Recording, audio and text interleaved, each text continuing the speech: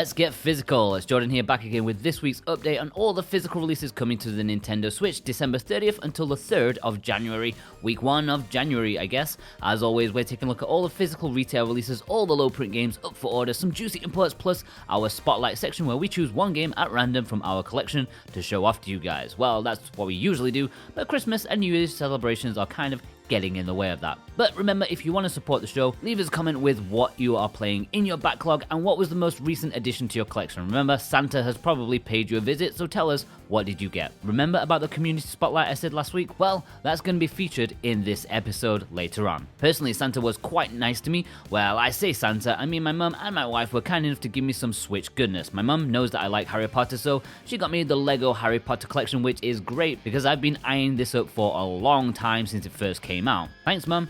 And my wife was also very nice and got me a triple whammy of titles from P-Cube. I don't know if that's a coincidence or not, but she got me Songbird Symphony, which is a cool little physical. She knows I like my physicals as obscure and as weird as possible. This fits the bill nicely. And she knows I've been eyeing up some visual novels. I kind of want to get into the genre more, and so she got me Our World Is Ended and World End Syndrome. Lots of world ending there. But I'm excited to see what they're all about. Hopefully they're not too pervy, but then again, she's only got herself to blame. Before we check out some of your Christmas gets, let's get this week's physicals underway. Well, I say physicals, that's plural, and giving this week far too much credit.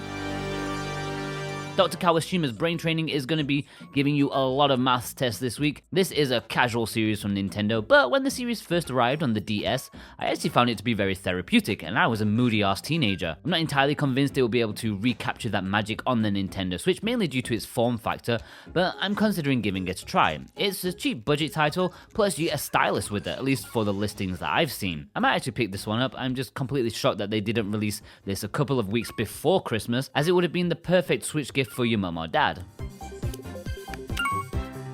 Okay, moving on to low print. Well, to be honest, because last week's was so bad, I mentioned this week's games then. So in order to avoid repeating myself, I'm just going to quickly go over them again rather than dwell on them. Limited run games have Away Journey to the Unexpected going up for pre-order on the 31st of December. A first-person action-adventure game looks very cool, but apparently plays only decently according to those who commented on last episode. They also have Bad North going up for pre-order on January 3rd in both the standard edition and a limited edition. It's a cool roguelite real-time strategy game. And that's pretty much it, but I did receive an interesting email from Super Rare Games the other day asking for people's opinion on an upcoming release that's going to have a higher price than usual. They didn't state the game, but they have given a few hints. It's a massive game, probably in terms of importance rather than size, and it retails for over £50 on the eShop. What could that be? It's tough, but my two guesses would be the Gracia Trilogy or Omega Labyrinth Life. Although neither seem to be Super Rare Games' usual type since they are hardly family friendly, but who knows? Maybe it could be one of the Atelier trilogies? Now that would be massive. Also, their next upcoming release, which they haven't announced yet, we do know that it's an RPG on the short end, about 20 hours, and the name ends in a C and E. I'm gonna guess at Citizens of Space. I'd expect that to be announced in the coming days. In terms of imports, well, there aren't any this week. Yes, even Japan decided to put the brakes on for this period. I think it's at this point I should probably point out a couple of videos to watch if you're interested in imports. I produced a couple of videos, one telling you all the best Switch imports that we've had in 2019, and another detailing some early imports to keep an eye out for in 2020. Alright, let's move on to Spotlight section where I choose a game at random in my collection to show off and talk about. Afterwards, we'll do the community spotlight. This week's spotlight for me is going to be fitness boxing. Christmas is over, we all ate a bit too much, now is the time to get fit. While Ring Fit Adventure may have taken the fitness game crown on the Switch, fitness boxing shouldn't be underestimated. This is a gimmick-free, more serious take on getting some exercise for your cardio and upper body. I hate exercise, like really despise it, but I really got into the mood with this. Yes, the music is full of cover songs, but that's always going to be the case when workouts last like 10-15 minutes. And it didn't bother me one little bit. I was too busy exercising. If you're looking to get fit and not let an RPG get in the way of it, then I'd recommend this as long as you have the commitment for it. Alright, let's move on to the community spotlight. Our first week, I asked you guys to send in photos of your Christmas hauls. I wasn't expecting any at all, but I was very pleasantly surprised at how many people sent in some pictures. I might not be able to talk about all of you, so sorry if you missed out in this episode. Anyways, let's begin with Twitter user Poopykins, love that name, who kindly gifted himself these games. AAA goodness right there. I'm really liking the Katamari Damacy physical, which I still need to get my hands on, and the Digimon collection. I live in China, and finding a version that has English is proving very difficult for me. Star of the show has to be the excellent import of Super Robot Wars T. I love that game, one of my favorites of the year, and I see you have the English cover version, which is very cool.